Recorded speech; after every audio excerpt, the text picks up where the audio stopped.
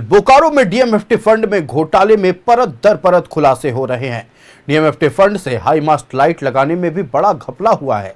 High mast light लगाने का कार्यादेश diligent services को मिला था, लेकिन डिलीजेंट सर्विसेज को बाजार मूल्य से 3 से 4 गुना ज्यादा दर पर टेंडर दिया गया। यही नहीं, जहां तहां हाई मास्ट लाइट लगा दिया गया। हाई मास्ट लाइट लगाने के नाम पर 13.5 करोड़ से ज्यादा का बंदरबाट हुआ है। देखिए रिपोर्ट। बोकारो में डीएमएफटी फंड में बड़ा घोटाला, हाई मास्ट लाइट लगाने में अनियमितता, तत्कालीन डीसी विजया जाधव पर गंभीर आरोप, चहेते प्राइवेट एजेंसी को फायदा पहुंचाने का आरोप, डिलीजेंट सर्विसेज को मिला था कार्यादेश, 10 कार्यादेश के लिए 18 करोड़ 75 लाख से ज्यादा का भुगतान, बाजार मूल्य से 3 से 4 गुना ज्यादा दर पर भुगतान, 13 करोड़ 50 लाख रुपए से ज्यादा का बंदरबाट। बोकारो में डीएमएफटी फंड में करीब 500 करोड़ के घोटाले का आरोप है। स्कूल और आंगनबाड़ी केंद्रों में बाला पेंटिंग के नाम पर बड़ा घपला हुआ। वहीं हाई मास्ट लाइट लगाने के नाम पर भी बड़ा घोटाला हुआ है। इसे लेकर आरटीआई एक्टिविस्ट डॉक्टर राजकुमार ने राष्ट्रपति को पत्र लिखा है। बोकारो में हाई मास्ट लाइट लगाने के लिए सिर्फ एक एजेंसी को कार्यादेश, डिलीजेंट सर्विसेज को 10 कार्यादेश के जरिए 18 करोड़ 75 लाख 77 हजार 520 रुपए का भुगतान। डिलीजेंट सर्विसेज को जिले में 187 जगहों पर हाई मास्ट लाइट लगाने का मिला कार्यादेश। बाजार मूल्य से 3 से 4 गुना ज्यादा दर पर कार्यादेश देने का आरोप। डिलीजेंट सर्विसेज पर निम्न स्तरीय हाई मास्ट लाइट लगाने का आरोप। हाई मास्ट का बाजार मूल्य 2 लाख से 3.5 लाख रुपए। डिलीजेंट सर्विसेज को प्रत्येक हाई मास्ट लाइट के लिए 7 लाख से 9 लाख ज्यादा भुगतान का आरोप। डिलीजेंट सर्विसेज को बाजार मूल्य से 13 करोड़ 66 लाख 27 हजार 520 रुपए का ज्यादा भुगतान का आरोप कि एक लाइट का कीमत लगभग 9 साढ़े 9 लाख रुपया है और जबकि इसका मूल्य ओरिजिनल मूल्य इसका 3 साढ़े 3 लाख रुपया है। और इस प्रकार से लाखों करोड़ रुपया का घोटाला है, जिसका कि हम केंद्र सरकार से और राज्य सरकार से हम मांग करेंगे कि जो बोकारो जिले में जो डीएमएफटी फंड का जो बड़े पर जो घोटाला किया गया है, इसकी जांच ईडी या सीबीआई के द्वारा कराई जाए। जैना मोड़ चेंबर ऑफ कॉमर्स के अध्यक्ष संजय सिंह ने भी सूचना के अधिकार के तहत हाई मास्ट लाइट लगाने के बारे में पूरी जानकारी मांगी है, लेकिन पिछले 10 महीने से ज्यादा समय से उन्हें सिर्फ तारीख दी जा रही है, सूचना उपलब्ध नहीं कराई गई है। संजय सिंह ने कहा है कि डीएमएफटी फंड का इस्तेमाल खनन इलाके के विकास में करना है, लेकिन अपने चहेते को कार्यादेश देकर राशि का बंदरबाट किया जा रहा है। हाई मास्ट लाइट का हमने जो देखा है जरेडी प्रखंड में, इसका बहुत सारा दुरुपयोग है पैसे का। केंद्र सरकार ने एक गाइडलाइन तय किया है कि ग्राम सभा के माध्यम से और ग्राम सभा के अनुशंसा के आधार पर ही इसको लगना है, लेकिन बगैर अनुशंसा का, बगैर ग्राम सभा का वैसे जगह पर लगाया जा रहा है जहाँ की इसकी आवश्यकता नहीं है। आप देखेंगे कि जरेडी प्रखंड परिसर है, प्रखंड कार्यालय के आसपास लगभग 9-10 लाइट लगा है, जो इस लाइट का और इस पैसे का दुरुपयोग किया गया है। तो केंद्र सरकार ने जो डीएमएफटी फंड का खर्च करने का जो गाइडलाइन तय किया है कि जहां से खनन हो रहा है उस क्षेत्र में मूलभूत सुविधाएं उपलब्ध कराना, लेकिन वहां नहीं करके उसको ये लोग दायरा बढ़ाते हुए अपने चहेते लोगों को, अपने चहेतों को और अपने मनमानी पूर्वक एजेंसी को चयन करके ये लोग जहां चाह रहे हैं वहां लाइट लगवा रहे हैं और पैसे का लूट कर रहे हैं। डीएमएफटी फंड में बड़ा घोटाला हुआ है। परत दर परत न्यूज़ 11 भारत इसका खुलासा कर रहा है। वित्तीय वर्ष 2024-25 और 2025-26 के दौरान 26 एजेंसियों के जरिए करीब 500 करोड़ रुपए का घोटाला हुआ है। न्यूज़ 11 भारत के लिए बोकारो से सुरेंद्र की रिपोर्ट। बोकारो में डीएमएफटी फंड में बड़ा घोटाले का आरोप है। आंगनबाड़ी केंद्रों में डिजिटल मैट की आपूर्ति और सरकारी स्कूलों में वीआर लैब लगाने में भी बड़ी गड़बड़ी सामने आई है। यही नहीं, स्कूलों में टैब लैब और यूनिट की आपूर्ति और स्थापना में भी बड़ा गड़बड़ झाला हुआ है। इन कार्यों के लिए रांची के संस्कार एजेंसी को टेंडर मिला था। देखिए रिपोर्ट। बोकारो में डीएमएफटी फंड में करीब 500 करोड़ का घोटाला। आरटीआई एक्टिविस्ट डॉक्टर राजकुमार की मिली सूचना पर खुलासा। डॉक्टर राजकुमार ने राष्ट्रपति को लिखा पत्र में तत्कालीन डीसी विजया जाधव पर लगाए हैं गंभीर आरोप। पद का दुरुपयोग और चहेते निजी एजेंसियों को टेंडर देने का आरोप। बोकारो में डीएमएफटी फंड में घोटाले में रोज एक नए खुलासे हो रहे हैं। अब डिजिटल मैट, वीआर लैब और टैब लैब की खरीदारी और स्थापना में बड़ा गड़बड़झाला सामने आया है। बोकारो के आरटीआई एक्टिविस्ट और वकील राजकुमार ने जो पत्र राष्ट्रपति को लिखा है, उसमें उन्होंने कई गंभीर आरोप लगाए हैं। आंगनवाड़ी केंद्रों में डिजिटल मैट की आपूर्ति में बड़ा घोटाला। सरकारी स्कूलों में वीआरई लैब लगाने में भी बड़ी गड़बड़ी। रांची के संस्कारा एजेंसी को मिला 19 कार्यादेश। संस्कारा एजेंसी को 90 करोड़ 10,11,008 रुपए का भुगतान। बाजार मूल्य से 5 से 10 गुना ज्यादा दर पर संस्कारा को कार्यादेश। 1,25,788 रुपए की दर से 1666 आंगनवाड़ी केंद्रों में डिजिटल मैट की आपूर्ति। डिजिटल मैट के लिए 20 करोड़ 95,52,808 का भुगतान। बाजार में डिजिटल मैट की कीमत सिर्फ 10,000 रुपए। प्रत्येक डिजिटल मैट के लिए 1,15,000 रुपए का अतिरिक्त भुगतान। 1666 डिजिटल मैट के लिए करीब 19 करोड़ का अतिरिक्त भुगतान। 260 सरकारी स्कूलों में टैब लैब की आपूर्ति और स्थापना के लिए 24 करोड़ 72,33,600 रुपए का भुगतान। 23 मई 2025 को संस्कारा एजेंसी को टैब लैब के लिए मिला 2 टेंडर। पहले टेंडर में सरकारी स्कूलों में टैब लैब और यूनिट के लिए 8,30,130 रुपए की दर से 4 करोड़ 98,07,800 रुपए।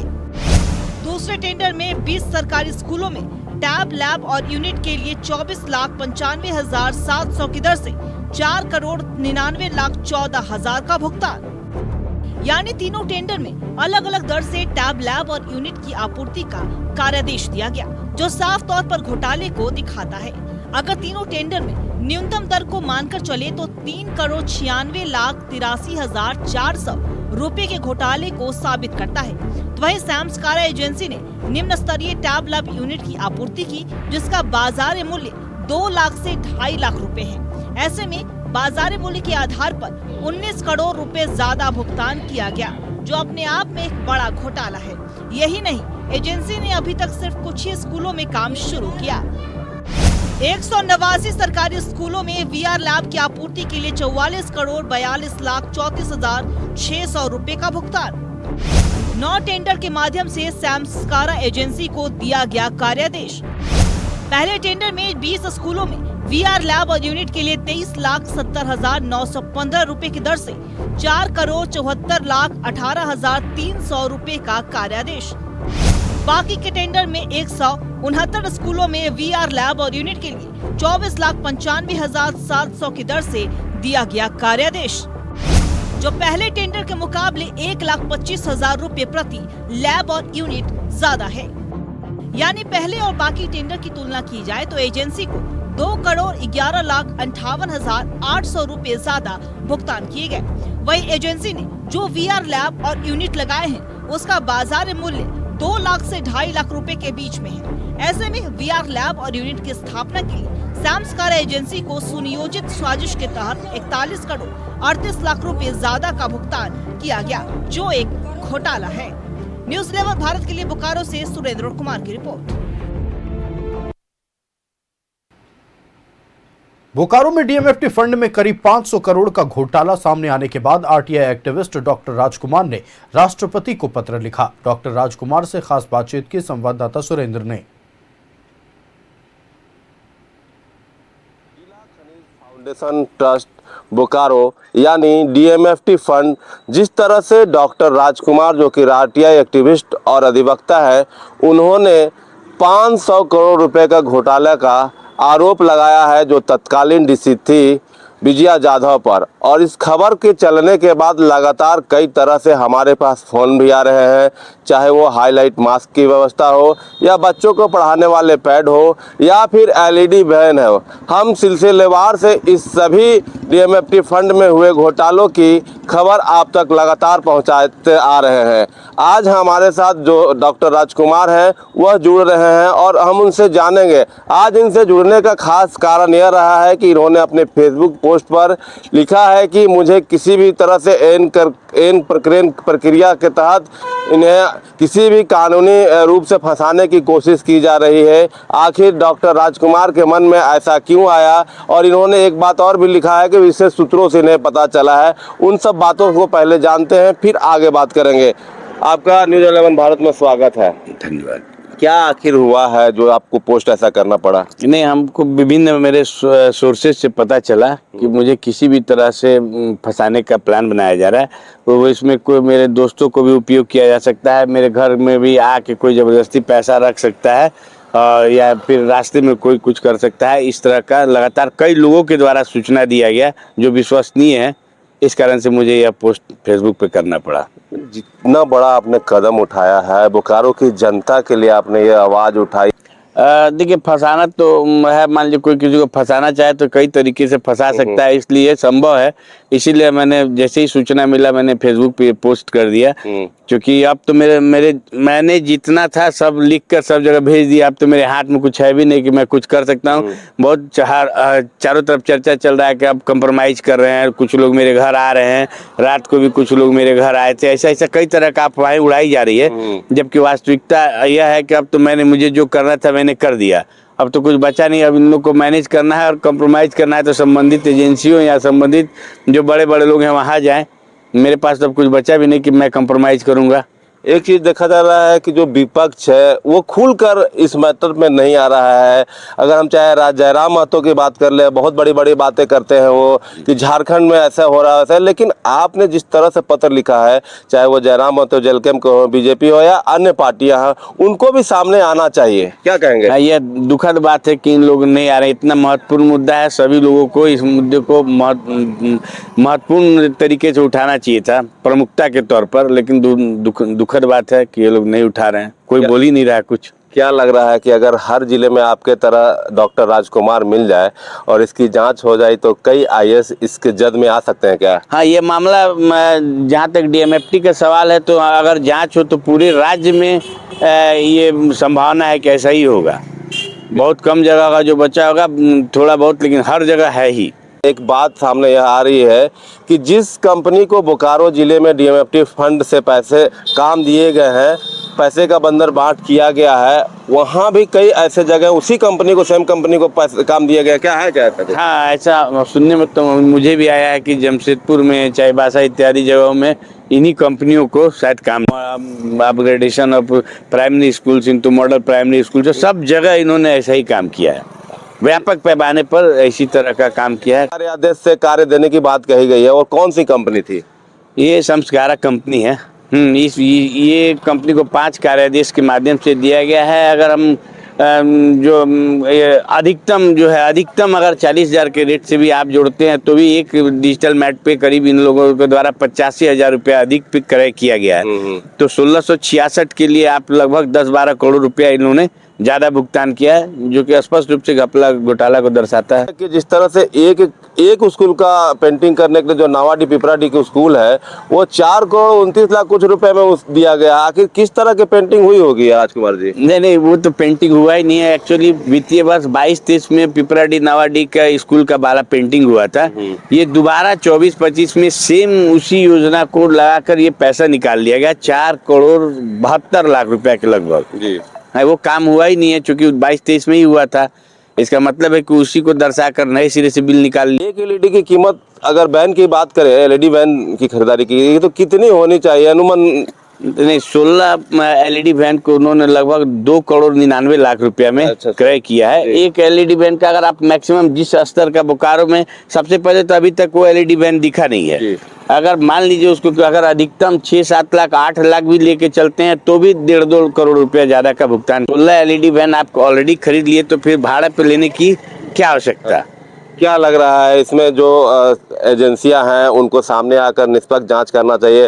राज्य के मुख्यमंत्री से आप क्या अपील करते हैं? जो मुख्यमंत्री से मेरा आग्रह होगा और उपायुक्त बोकारो जो कि त्वरित कार्रवाई करते हैं, बहुत अच्छे भी हैं और तीव्र और कुशाग्र बुद्धि के भी हैं, उनसे आशा करते हैं कि इस मामले में सही तरीके से जांच कराकर उचित कार्रवाई करें। मैं सुरेंद्र, न्यूज़ 11 भारत के लिए बोकारो से।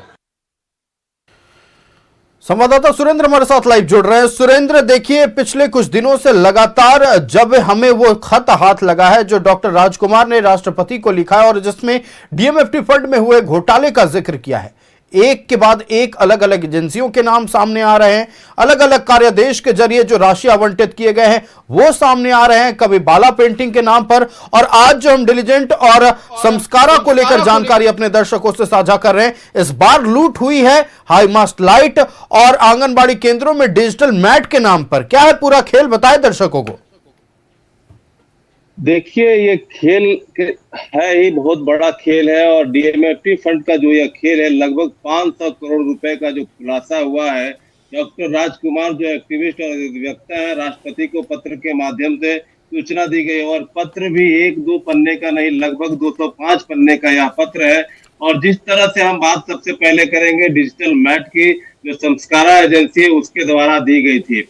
और यह जो डिजिटल मैट है सभी स्कूलों में बच्चों को पढ़ाई के लिए दिया गया था और डिजिटल मैट के माध्यम से जो बच्चे पढ़ रहे हैं उस मैट की एक मैट की कीमत लगभग 1,25,000 कुछ रुपए बताए जा रहे हैं, जबकि इसकी कीमत का जो पता लगाया गया है, कई लोगों ने सबसे बेस्ट क्वालिटी की अगर बात करें तो लगभग 40,000 रुपए में मिल जाता है। तो हम कह सकते हैं कि लगभग एक डिजिटल मैट पर लगभग 80 से 85,000 रुपए की लूट हुई है। और लगातार हम इसे जो संस्कारा कंपनी है इनके द्वारा जो काम किए गए हैं 19 कार्यादेश के में इस एजेंसी को लगभग 90 करोड़ 10,11,008 रुपए का भुगतान किया गया है।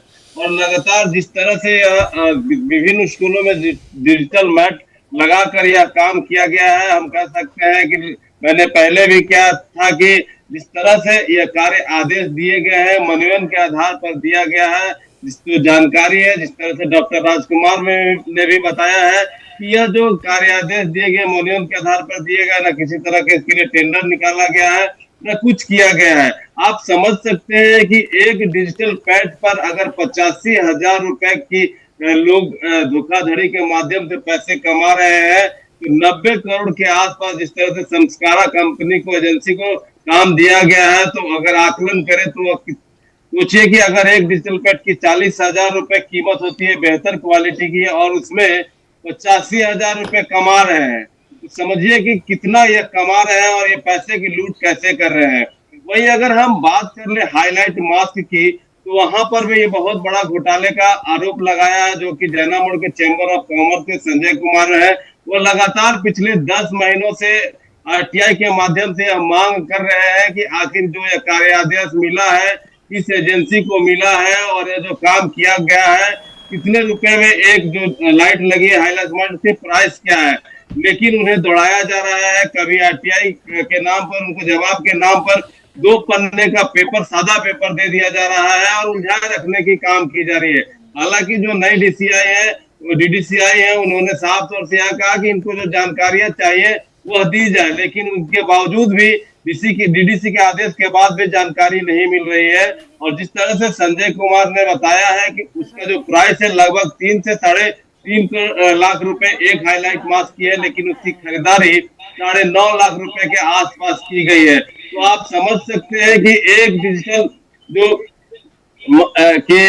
एक हाईलाइट मास्क में भी लगभग 6 लाख रुपए की कीमत से अधिक मतलब ली गई है। तो समझिए कि बिल्कुल सुरेंद्र, निश्चित तौर पर जो आंकड़े सामने आ रहे हैं वो जनता को चौंकाने वाले, खास तौर पर उन लोगों को चौंकाने वाले हैं जो माइनिंग क्षेत्र में रहते हैं, खनन प्रभावित क्षेत्रों से उनकी परेशानी बढ़ती है, लेकिन देखिए उनके नाम पर पैसा आता है और फायदा किसको पहुंच रहा है। आपका हमारे साथ जुड़ने के लिए सुरेंद्र और तमाम जानकारियां साझा करने के लिए बहुत धन्यवाद।